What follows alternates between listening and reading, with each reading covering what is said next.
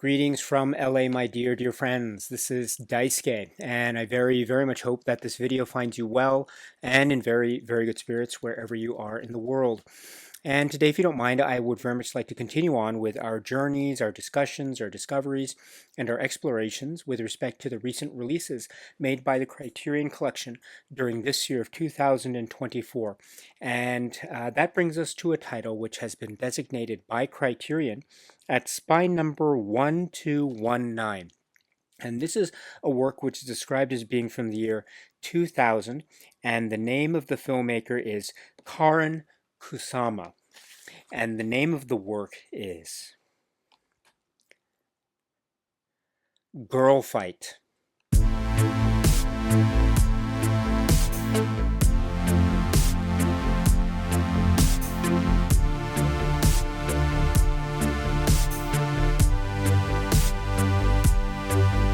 This is the work, the really amazing, heartfelt, really engaging film, which is described as being from the year 2000.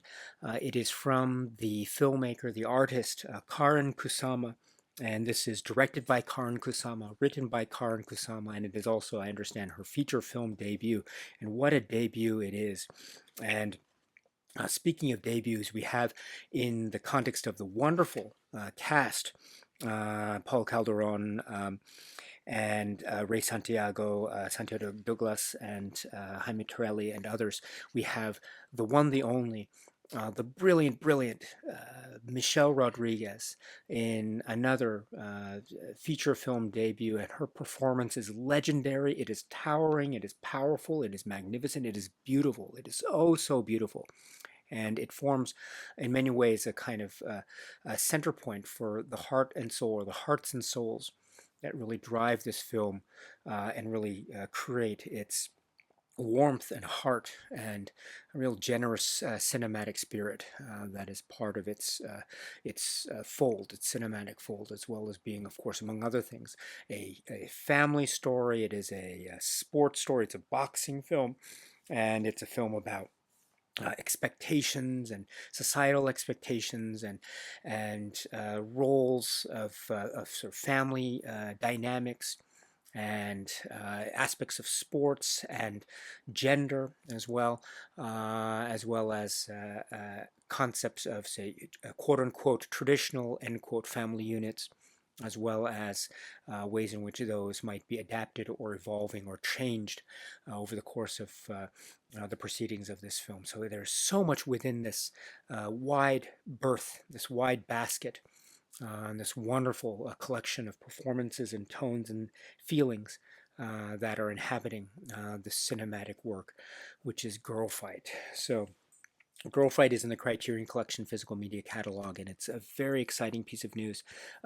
This happens to be the Blu-ray release, which is what I have in front of me, and it is a really heartwarming story.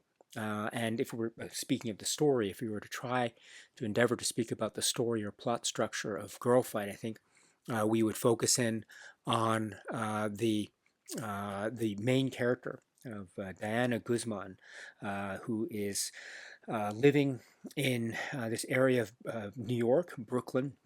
And we understand she's living with her brother, who is Tiny, and also her father, who is Sandro. And it is, we see, pretty, it has certain degrees of stability. You know, she also goes to school, she goes to high school, but already we are thrust into her world of instances where she gets into fights in high school, and also a sense of a kind of frustration that she is feeling in terms of her home life, and perhaps specifically in terms of the tension that very obviously and very palpably exists between herself and her father. And so we get a sense of that, and also where they live, and part of the community and the environment where they live and where she lives. As the film progresses, we get a sense of little hints or clues as to her background, including other members of her family and other important key members of her family that she may mention along the way as we as viewers get to know her. But what we see immediately is someone who has a lot of spirit, a lot of energy, but maybe is not necessarily able, at least at the opening moments of the film, might not necessarily be described as being someone who is finding a kind of center, a kind of focus with respect to her energy, her frustration, and all of that youthful vigor that is there, and that at least as the film progresses or the film begins, we see it expressed or manifest in ways that which might not be quote unquote socially acceptable unquote. But we also understand that given these circumstances, given these maybe these maybe adverse conditions from a certain perspective, we also understand that she is through some plot mechanisms, she is introduced to the world of boxing and a local gym, a boxing gym. And it is here where her curiosity is aroused, and also she is wondering whether there is a place for her to practice and to be trained and to find her own place. Maybe at first there might be a sense of curiosity, which also finds root or takes flight in ways in which she is able to express her aggressiveness or to express her frustration through bursts of, say, physical shows of force, which is raw, which is also untrained. But again, through a set of circumstances, she is able to begin training at this local gym, and therein we see the development between her and her trainer, who is Hector, who's one of the great characters of this film. Torelli's performance is really wonderful. And it also serves perhaps as a potential, maybe surrogate father figure in her life. And we understand that the relationship between her and the trainer may also be paralleling or maybe even establishing a contrast between the relationship between Diana on the one hand and her father on the other. And also through this introduction into the world of boxing and training, we see how her relationships with other people, some her friends at high school, and also her brother, and also too one thing about this, which is a key component of this film, Girl Fight, is we understand too that at least in the context of how it's presented in this film, Girl Fight, the boxing world, at least as it starts here, it is it has the appearances of being very male dominated. And so having female boxers or having female athletes training in the boxing gym in this area or this specific location seems to be something that maybe is not the most evident thing, let me say it that way, in terms of the world of this film, at least again as this film starts. So there are certain limitations that are presented to Diana very early, even when she begins her training. You know, she's not permitted to, or she is not given the opportunity, say, to participate in fights or bouts. She's instead permitted to train, although there are changes that occur maybe around halfway into the film where female athletes, the boxing female in the boxing in sort of the context of the boxing world of this film, Girl Fight, female athletes are able to participate in bouts. Given a certain set of circumstances and say the boxing weight classes and the like. And so through those rule, say, amendments, Diana, after we see her training and training and training and honing her skills and becoming a really great athlete, given the fact that she's just started rather recently, she is really taking to the world of boxing and to the discipline of the training and the training regimen. She's also given the opportunity to participate in fights and bouts. And so here is also some more tests of her own character and of her own skill that are on display. And sometimes she might be unable to figure out how to overcome certain obstacles. There might be certain bouts that are somewhat maybe in terms of the external circumstance, there might be some dubious circumstances afoot as well.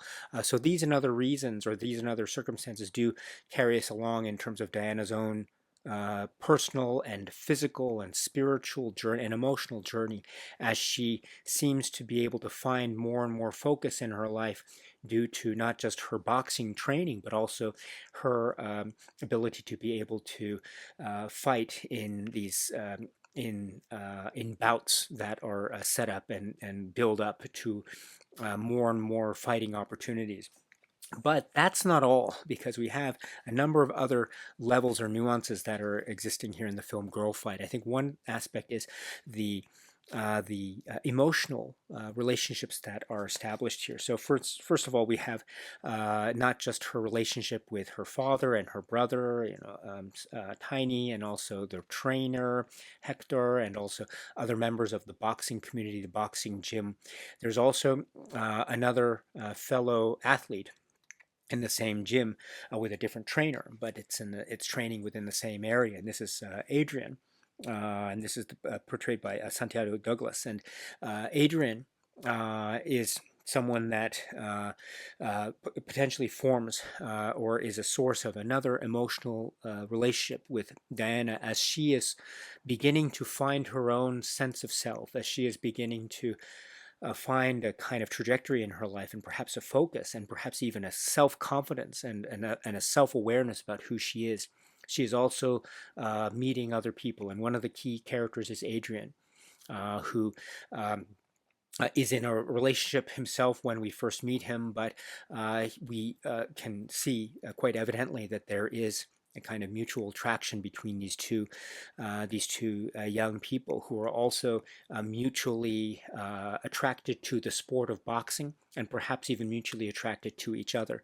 And so whether or to what extent their relationship will develop, again, that's part of the film. But also, he is also an athlete. He is also into boxing. So there is that component too, in terms of their shared love of the sport, as well as possibilities in terms of how this relationship may also be itself kind of another parallel relationship, and the key roles that we see in terms of Diana and her father, Diana and Hector, and now Diana and Adrian, as well as Diana and, say, her friends, her clique of friends in high school, etc. So this is yet another key relationship that we see furthered and developed, and ways in which she is responding to those relationships, and also how those relationships are responding back to her in a kind of give and take. That is, again, further reflection of the journey of Diana, as well as the journey of these other characters too, as they proceed via their character arcs. So it's all a kind of circular a dynamic engagement on many parallel fronts. So this is, again, another way in which we can get to know more about these characters, and specifically about Diana and Adrian specifically. So, and yet another level that I think is very key, which I've sort of hinted at, but I haven't spoken about directly until now, is one of the, I think, very powerful aspects of this film is the film handles the topic or issue or discussion points with regards to female athletes, and in the context of Diana's own story. We see early on there are certain impediments, there are certain attitudes of resistance towards her fighting, and they might come out in various forms, maybe in jokes at her expense sometimes, maybe a kind of look in the eyes of people who are maybe not immediately believing in her abilities per se, or maybe people who are acknowledging to her the sort of circumstances of the world, again in the context of Girl Fight. And so they come in various forms and, say, degrees, and some are direct, some are more subtle and nuanced, but there is this overarching feel about the film, about there are impediments or maybe expectations that are gender-based in sort of a societal expectations sort of way, that may or may not have furtherances of, say, psychological impact on Diana's feeling about boxing, and also feelings about herself as someone who is, again, a young teenager growing up and still trying to find out who she is. And so, and part of that is, again, in the context of gender and feminism, and also gender expectations, whether those expectations are fair or not, or whether they are realistic or not, or whether they are emotionally adequate or not. They are there, and I think they're acknowledged in various forms and ways. It might be a moment of dialogue. Maybe also when we have fights or we have sparring and training. Sometimes there might be some aspect of sparring or training involving a male athlete and a female athlete in the ring. And so this also comes with it certain aspects of, say, kind of the sparring dynamic or the training dynamic, and there might be some initial hesitancy on both sides with regard to, say, how much one should exert oneself physically, given sort of the gender dynamics that are being addressed, and again in the context of the film. So I think it creates this interesting point of dialogue, which I think too has its own sense of resonant patterns that I think are very relevant. This was released in 2000, but now it's 2024, so it's almost 25 years since this film was released. But there's already immediately a kind of sense of a consequential and relevant resonance in that aspect of the film, which I think is a very has an immediate, say, currency to the present day when one is watching it now, say in 2024. So those, I think, and the film handles those those aspects in a way that is, I think, very open, and also it's very honest, and it doesn't always resolve itself. I mean, there is a sense of ambiguity that is, I think, acknowledged in a lot of those areas where the film enters into those handlings of those points. But I think it does it in a way, and I think it does it in a way that is, I think, very much respectful of the characters, and also respectful of the world, and also ultimately giving all the characters on display room to be giving a sense of dignity and self-dignity, as well as a sense of honesty as to where they're coming from. So, and it also serves the story, because that aspect of Diana and her position in this world, and also her role in terms of gender expectations, societal expectations, and also the intimacy of the relationships with her father, her brother, her trainer, and Adrian, etc., and others, they all are connected in this way, and it all forms the basis, each in their own building block kind of way. They all form the basis of the fundamental, say, growth and character arc of the characters involved. And so, of course, Diana is being portrayed by the great Michelle Rodriguez. And we understand this is her film debut, acting debut. And what a debut this is. I mean, this is a film that is it's a film that is about performance. It's about the acting craft, because it's carried by the weight of these characters. And so all the performances across the board are just brilliant, and all the characters that we meet, they have their own stories and their own warmth and their own hearts. It's really brilliant. So I mentioned, the character of Adrian, or the character of Hector, or the father figure portrayed by Paul Calderon, or Tiny, etc. And then also we have Michelle Rodriguez as Diana. There is a physicality about her that is so awesome and so beautiful. And there's a confidence. There's also a sense of maybe bewilderment. There is a sense of frustration, and a kind of strength. There's also feelings of maybe confusion as to how she's able to direct that feeling of rage and anger, whether she's able to direct it in a way that's productive, or whether it's just in a kind of confused frenzy. But it's still there, and it's raw, and it's sometimes filled with a lot of pain, and it's sometimes filled with a lot of emotional weight to it. And it's all there, either bubbling beneath the surface, or just showcased in her face and in her eyes. And I must say that one of the great aspects of her performance, Michelle Rodriguez's performance, is her eyes and her face, and what she can carry.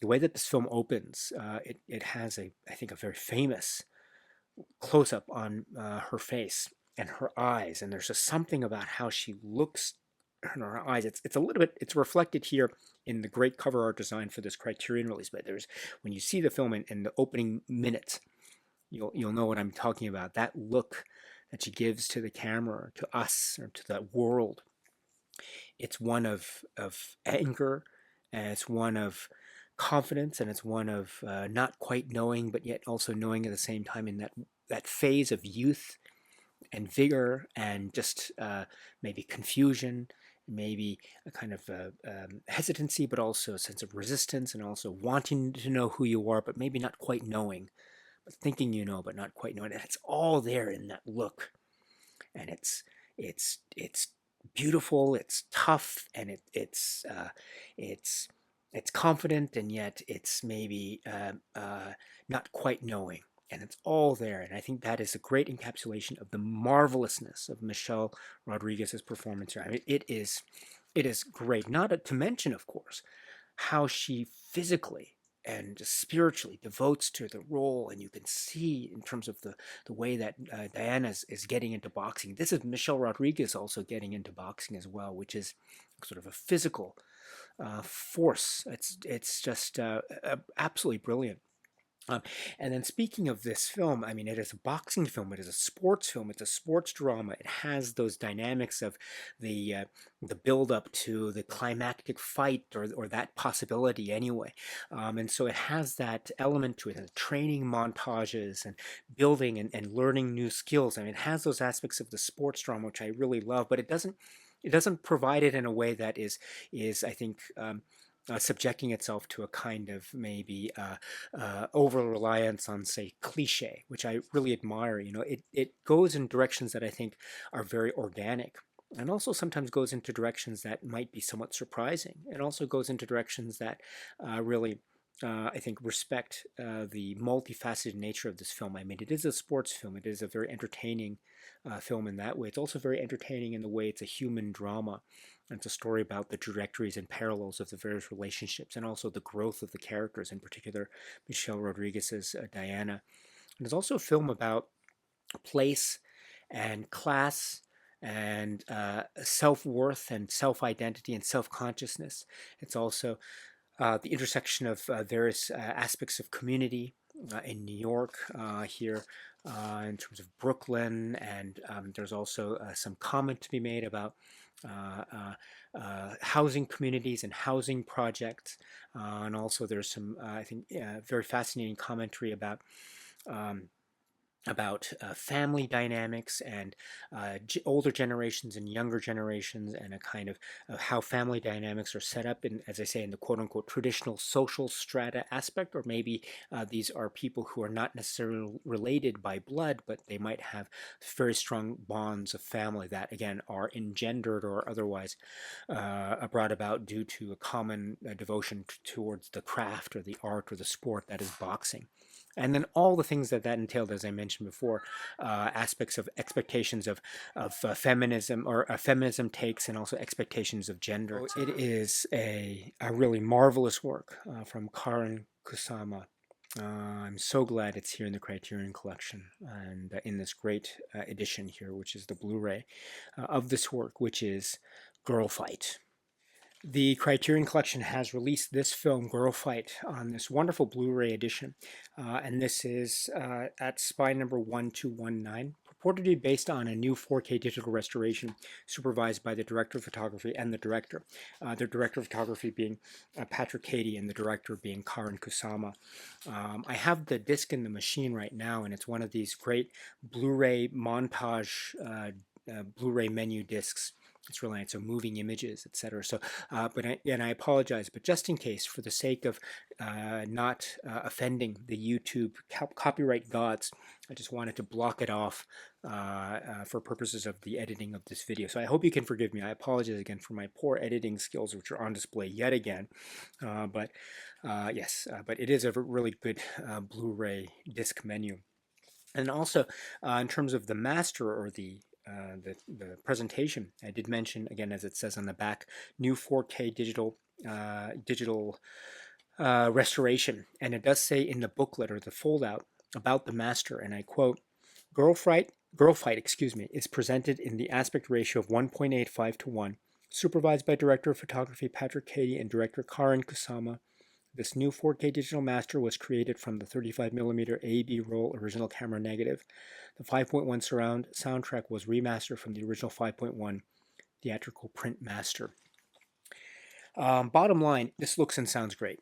It really does. I think it's. I don't have a good frame of reference in terms of, I don't know, I don't have a good grasp on its release history over the course of, home movie or home video history, and my frame of reference is also very limited, in terms of not necessarily being able to compare it with, say, a theatrical viewing of this film, etc. So, my knowledge base is admittedly quite shallow indeed in terms of presentation history. But I do know from my own, say, anecdotal personal experience about watching this before, and about it has this great. I mean, it's a wonderful example of sort of independent films from the '90s and early 2000s, and we have wonderful voices and wonderful artists that are part of this great tradition of modern American cinema. I mean, John Sayles also is mentioned too, both behind and in front of the camera, in fact, um, in terms of his own contributions and encouragement, and Maggie Renzi, etc. So this is, I think, a really important example of a wonderful American independent film from the time. And so I love how some of the qualities of the presentation as I watch it here still have that feel, and I think the film benefits so much from that. I mean, it's meant to be. It's meant to have this sort of handheld quality. It's meant to have that kind of graininess and even imperfections, and which are acknowledged by Karyn Kusama in some of the supplemental materials, which we'll talk about momentarily. But that's in no way a dig at the film. I think even those acknowledged imperfections, so to speak, I think work to the film's advantage, because it really gives the film, in many ways, a sort of a homemade, earnest feel about it, which I think is reflected so much in the photography, which I think also is preserved so well in how I watch the film as it appears on the Criterion disc right now. But at the same time, there is a sense of real fidelity, or real attempt at preserving the colors of the frame. I mean, I didn't realize it until I saw that this version, or this disc, how much of the color scheme is really important. Like differences between sort of pea soup green color of the walls, or the way that walls are the paint is chipped away, and you can see the yellows or the reds of previous paint overs underneath the chipped surfaces, or even the color of the boxing gloves with the lines. Those come out, I think, so well, and I think they add a sense of wonderful enhancement to the environment on the one hand, but they aren't overdone, and there isn't a sense of it being too in one's face, or too on the nose, or too saturated, or too rich, or too densely colored here and there. I think it has a sense of feeling, for lack of a better phrase, just right. So there's a feeling of a sense of just right sort of color enhancement on the one hand, but also still preserving the sense of it being a but being a wonderful example of, as I say, the American cinema, independent cinema spirit of the late '90s, early 2000s. With all the wonderful choices on display in terms of the visual design, as well as the soundscapes too. I mean, the rush of sound on the one hand, but also the quietude, and also the way that music is enhanced on the other. It's really quite remarkable. And also, too, just one other thing about the picture. There are some aspects of the film that really go for the graininess. I mean, there's a really famous moment involving a close-up, a still and a close-up.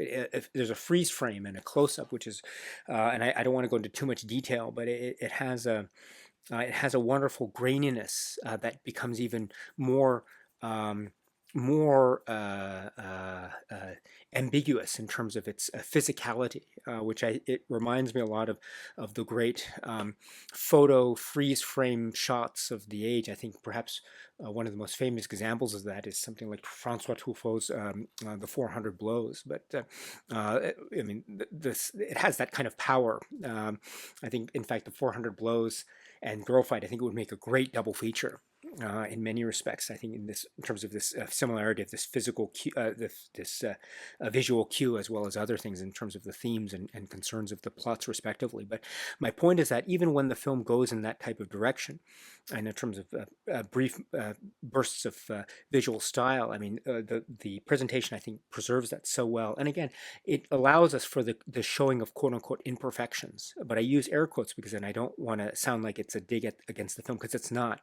Again, these wrinkles or these moments of almost a blurriness, or just seeing the chipped cracks in the walls. I mean, these are all really important details, and so because they give us a sense of a lived-in world. And I think my point here is that I feel like the presentation preserves that in a way that is still very organically consistent, I think, with at least how I feel when I view the film in terms of my own subjective take. So I like it. I'm a fan.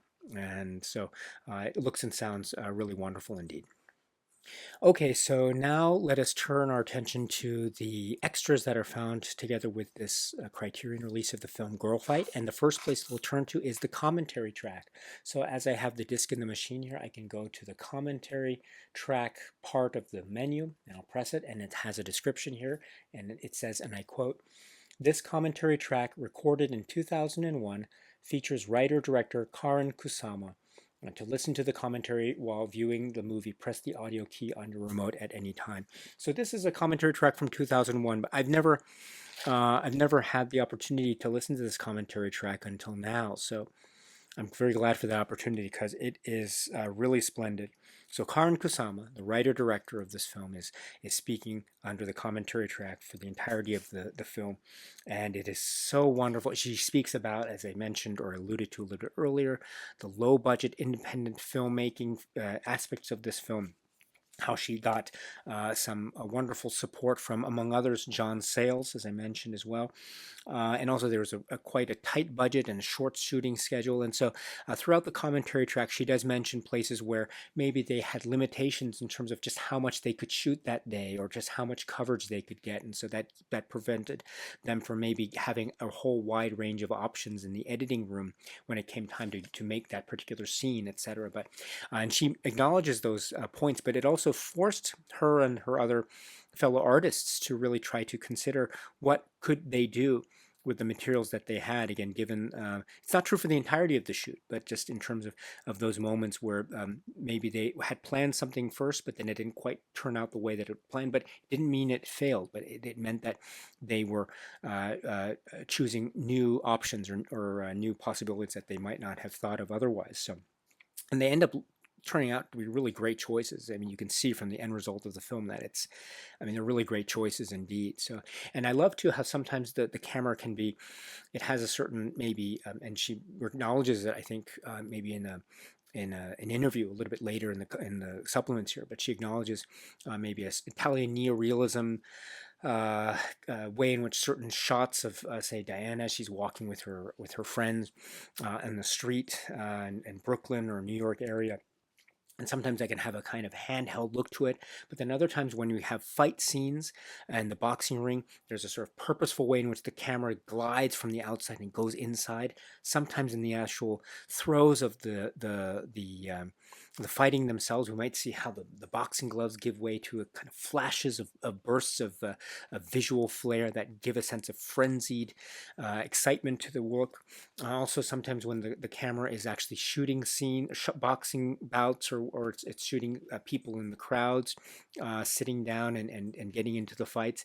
Also, how sparring works. And so there are some stylistic choices that really add a sort of spice of variety, which I think is really bold indeed. So she does so much with her own acknowledged limitations of budget and shooting schedule. So those details emerge throughout this commentary track in a really great way, and also a very modest way too. I mean, I love Karyn Kusama. There's a wonderful way in which a very calming commentary track, and she is very much explaining the details, explaining the situation, but doing it in a way that's very welcoming and also very modest too. She doesn't I mean, she's incredibly, wonderfully modest. So that's great as well. And then, too, talking about locations, talking about the school locations, talking about the location or what needed to be done with the boxing gym.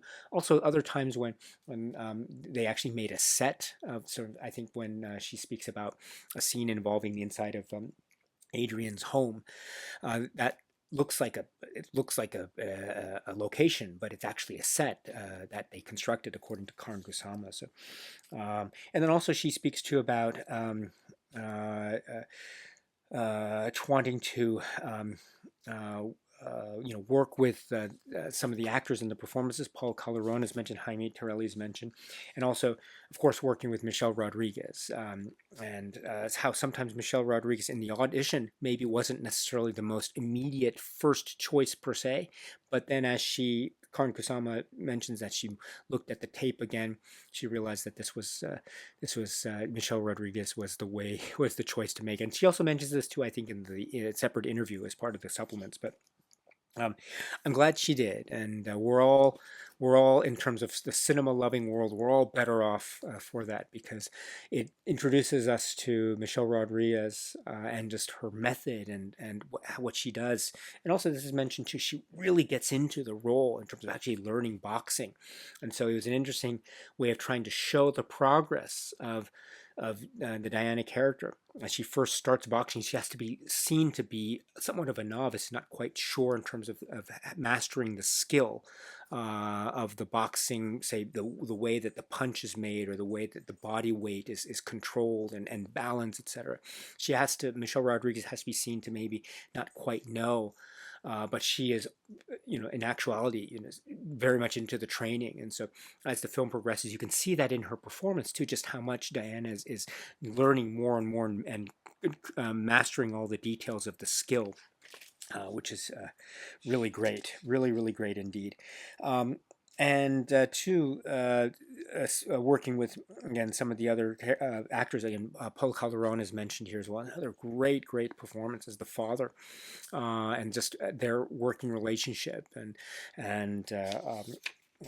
oh, it's so great. And I mentioned Jaime Torelli as Hector, the trainer.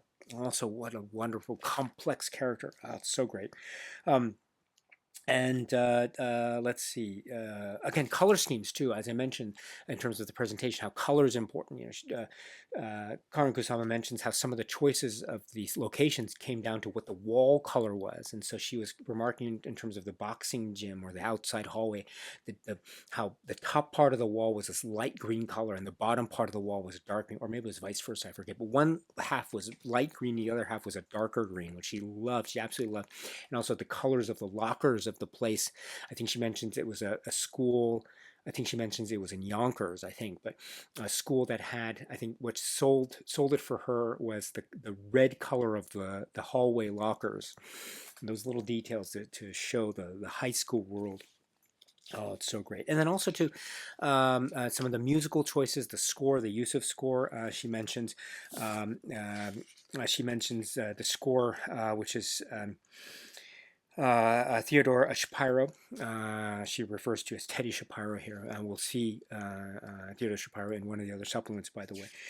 But there's a way in which the score has a kind of delicacy, and also it is a wonderful way. It shifts sometimes into classical music quotes, and then it has this pulse of a sports movie. It's all there. It's really great. It doesn't. It's not overbearing. It's just right too. And oh my goodness, it is overall, I think, a wonderful commentary track, and again, more into the insight of Karyn Kusama and her artistry and her cinematic, say, philosophy as an artist, a writer, director. And so, absolutely fantastic. So, here's your opportunity. You can watch the film with this great commentary track with Karyn Kusama. It's really wonderful. And so now let us turn our attention to the other supplements. So when we go back to the main Blu-ray menu, you can go to supplements, and I'll press the button right now. And we have 1, 2, 3, 4 supplements by my count. So what are they? So the first is Karyn Kusama, and I press it and it says, in this new program, written and directed by Alexandre O'Philippe for the Criterion Collection, writer-director Karyn Kusama explores the personal and artistic inspirations that informed her creative journey in making GIRLFIGHT. So this is really great. So I should mention to Alexandre O'Philippe, that name is very familiar because, excuse me, among other things, if I'm assuming this to be correct, Alexandre O'Philippe is the same Alexandre O'Philippe, I think, I'm assuming, who made this film, which is released under the Janus Contemporaries lineup called Lynch Oz. So if this is the same Alexandre O'Philippe, then we have, excuse me, then we have this creation of this program for the Criterion Collection, again focusing in on Karyn Kusama. And if that's the case, it's really great. It has this because one of the things about Alexandre O'Philippe that comes through in that Janus Contemporaries release of that film Lynch Oz, among other things, is the idea of how much he is very much focused in on the interview subject and the focus on the words that are spoken by the subject of the interview. And so if that's part of the aesthetic, then we can see just how much is shown in terms of this interview, this one-on-one interview with Karyn Kusama. I mean, we hear her words, and we see how she appears in this room, and we see her gestures and reactions as well. So really great. This is totaling 26 minutes, and so here she speaks. It's called, body and soul, which is a wonderful way of titling this.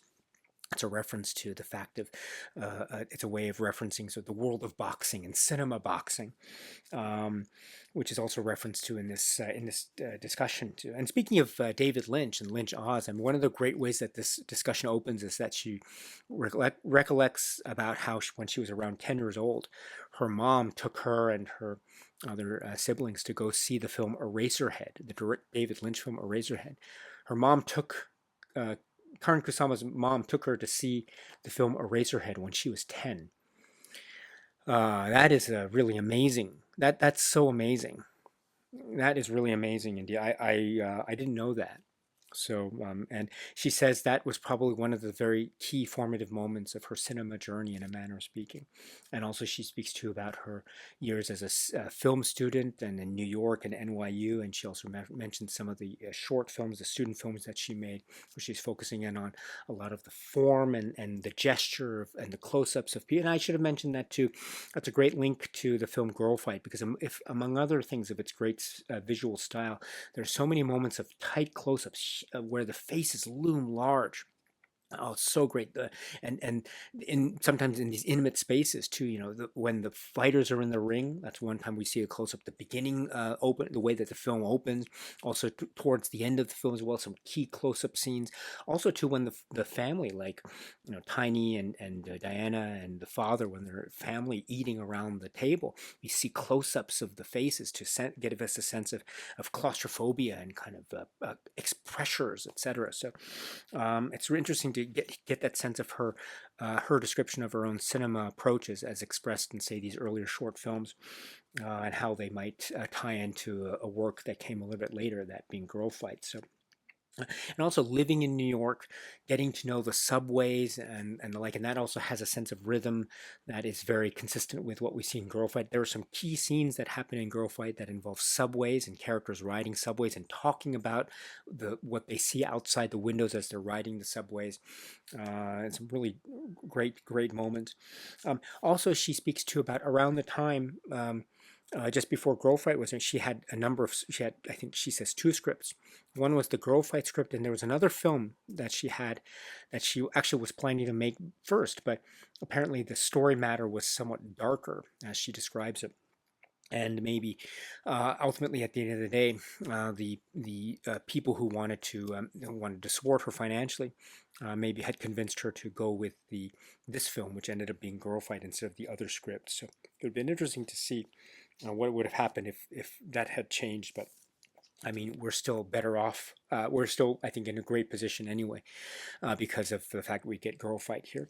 And then talking to about the boxing gym and her own experience. Karyn Kusama at this time too was really much into boxing, and so she knew the aspects of it, and she knew the levels of, she calls it levels of pain, and also levels of rigor, and also the need to train, and the discipline, the self discipline that's needed. So, and also from her viewpoint in terms of gender roles and dynamics and expectations as well. Those also, I think, her own experience form to a certain degree anyway, or one can say it forms to a certain degree anyway. The experience of Diana as we see her, the Michelle Rodriguez character as you see her in the film as well. So, and then too, talking about boxing in terms of the emotional and physical damage that is part of boxing, and how the actors really had to get into those roles. Speaking of Michelle Rodriguez, and just the physicality and the brilliant, beautiful, just a force of nature. That is her performance. It's great, and she likens it to something like Marlon Brando. I mean, I think that's a really apropos comparison, and just this this this this charisma that is, it is it's great, absolutely great. And then also speaking about, as I mentioned, um, there were some other references made.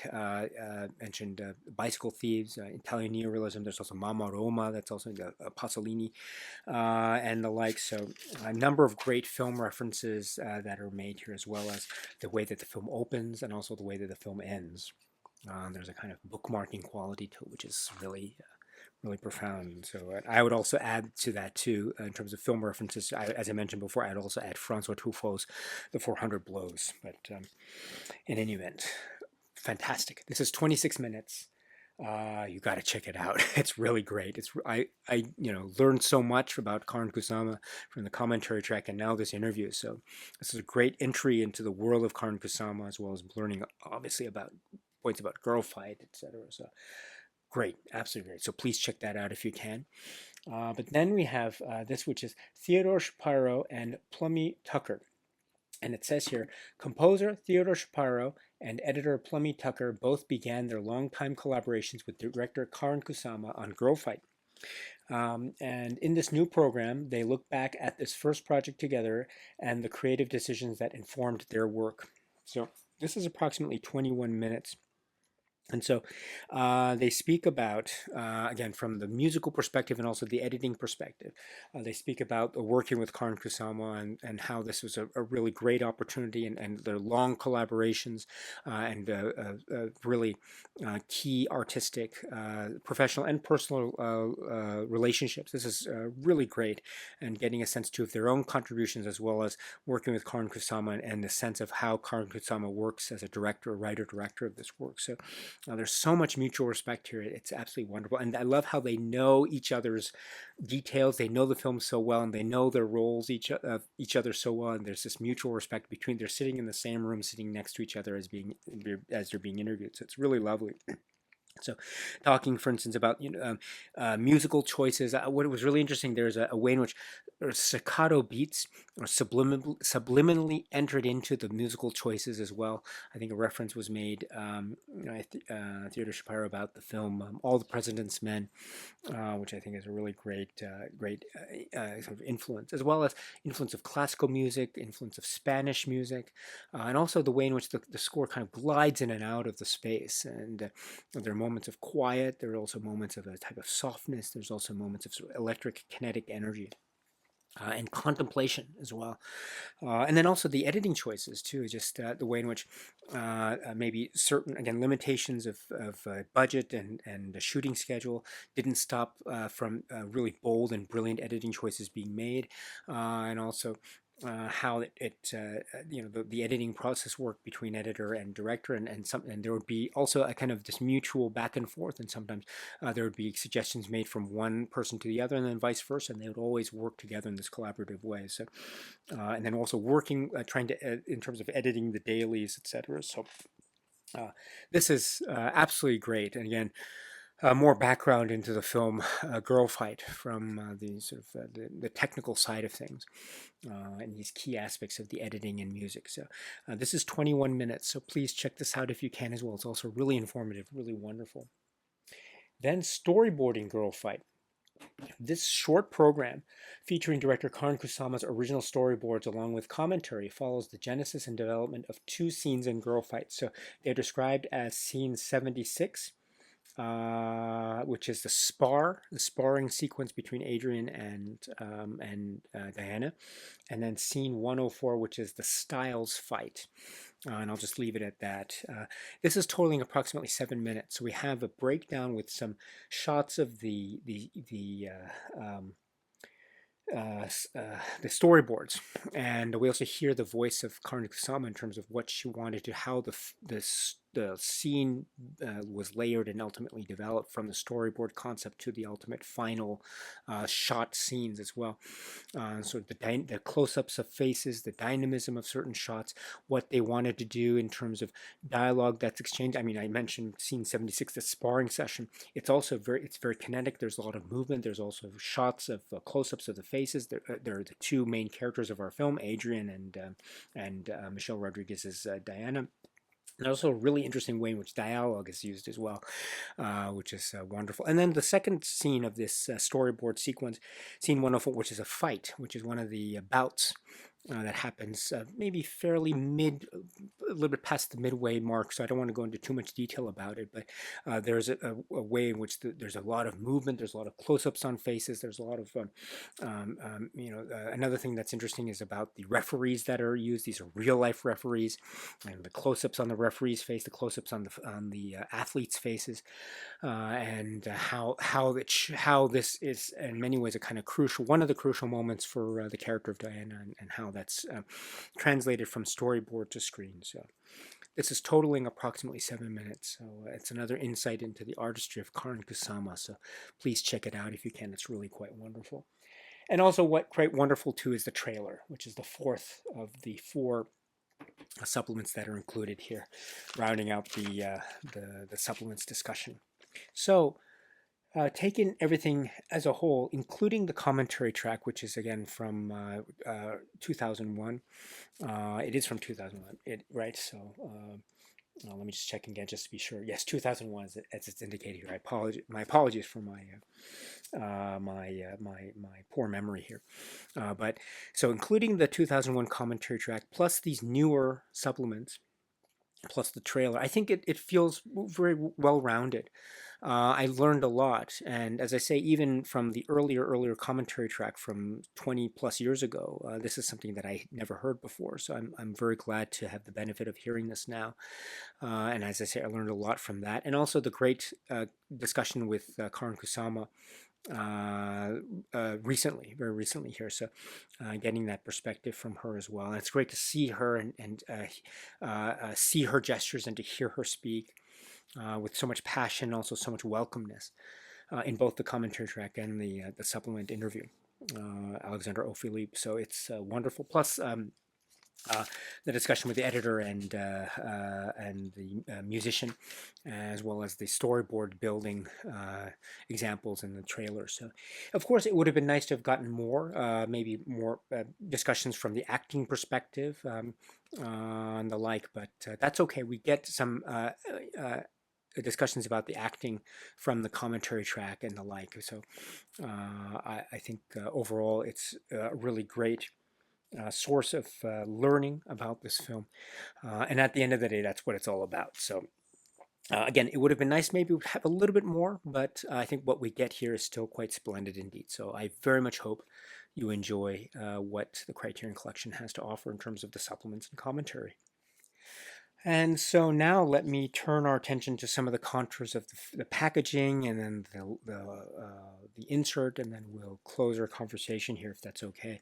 First thing I just want to focus in is on this artwork, which I think is really fascinating. I like this motif of the, looks like the maybe watercolor or maybe spilt paint or maybe photochemical aspect of it, which also is suggesting a kind of red, white, and blue motif. I think maybe suggesting, among other things, associations with the colors red, white, and blue, the flag, or maybe red, and maybe the color of the boxing gloves in terms of the white, or red, maybe suggesting the blood and sweat, if you will. That's part of the journey of Diane, and also the other characters in the film. So I love this, and that motif is carried on in the back as well. And the font here that's used, GIRLFIGHT, there's I think a roughness to that, which I think is so apropos, and I love that so much. There's this thing about signs and handwritten signs and walls in the film as well, and the signs that are used in the boxing gym that you see close-ups of, in these short moments of, say, boxing wisdom, which I love, and so this has a little hint of that, which I like. Not to mention, of course, the close-up on Michelle Rodriguez's face. Look at this. One of the things I remember from my first, many years ago, when this film first came out, and seeing some of the press materials and the posters and the like, is it always came down to that look on Michelle Rodriguez's face. There was this when you saw it in magazines, it was just, you saw it, you just couldn't look away. Who is this? This is so magnetic. This is so beautiful. It's tough, and it's everything. It's all here, and you get that representation here as part of this cover art. So really wonderful art. Director Sarah Habibi, Eric Skillman, designer Jillian Adele, Studio of Earthly Delights. Art production coordinator William Breeze, and print production artist Craig Phillips. Art assistant Julie Sussman. Menu animations Daniel Race.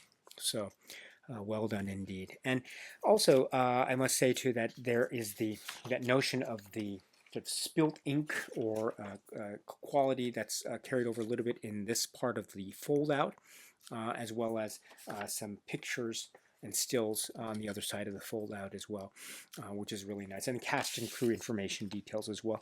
It's fold out, so if you've watched a number of videos on this channel, you know that I have a dislike of the fold out type. I much rather see the staple booklet. It has more pages, etc. So we see more fold outs than I really would prefer, actually. So I don't know if it's going to reverse the trend anytime soon, but I really hope that the majority of inserts become the staple booklets rather than these fold outs. But I don't want to take anything away from among other things, the essay, which is here. This is by Carmen Maria Machado, which is called Taking by Storm. And this is another brilliant essay. It's so well written. It's so accessible. It's very digestible, and it covers aspects of Karyn Kusama, Michelle Rodriguez, the themes and concerns of the film GIRLFIGHT, and a kind of way of looking at the film, and just reminding me about how the film doesn't rush into things. It really gives so much space for the people in this world to just do what it is they do, and so letting the characters blossom, which I think is such a beautiful phrase. So I think that's an example of how great this essay is. This is Taking by Storm. So my strong suggestion is, like with all other essays, my strong suggestion is to watch the film first. And then after you watch the film, you can read the great essay, which is, again, found in the insert as part of this release. I have the disc open here, and you can see inside we have the disc GIRLFIGHT here, with this wonderful continuation, a continuity of the color scheme of the cover. And then we have some interesting graphic design here as part of the inside portion of this.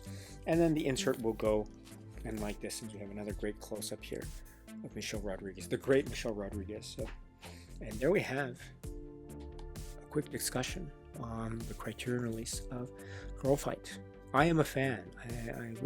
I admire this work tremendously, and it's lost none of its heart. It's lost none of its force, and I like, as I mentioned too, I like how it doesn't shy away from being ambiguous at times, and that's true for all of its facets, all of its levels, while being at the same time a really exciting, enthralling sports movie, boxing movie, with great performances, Michelle Rodriguez and others, part of telling this really heartfelt story by Karyn Kusama. This is the film, which is GIRLFIGHT.